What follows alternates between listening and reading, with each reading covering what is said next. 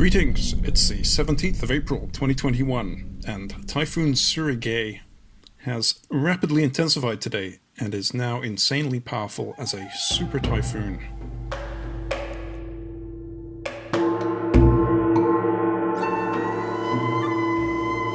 The storm has continued its march towards the west-northwest and has become precariously close to the Philippines. Over the last 24 hours, the storm has gone from being a moderate-strength typhoon to being a top-of-the-scale super typhoon and is skyrocketing up with satellite estimates approaching 170 knots.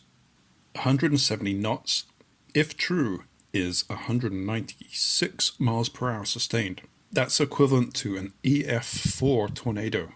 Perhaps this is an overestimate. We'll see what JTWC, the Joint Typhoon Warning Center, say in their next update. Currently they have it at 135 knots, but that will go up for sure.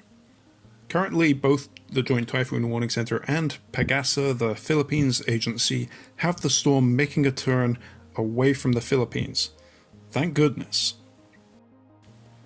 However, the storm is so close, it's going to produce some significant impacts. The main one will be rainfall, a hell of a lot of it. But it looks like the heavy rain will be mainly in the central eastern coast, with values, according to the GFS, of over 200 millimeters, and expect higher in the terrain.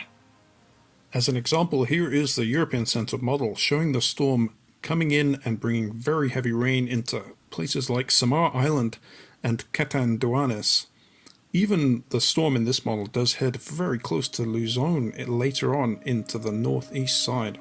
In fact, there is a bit of a mixture in the model tracks, as it turns out, with some of the models taking it into Luzon, but the majority are continuing to take this curve, including the Hurricane Wharf, which is shown here. So a truly savage storm that's going to be moving very close to the Philippines and moving quite slowly as it gradually, hopefully, takes this turn.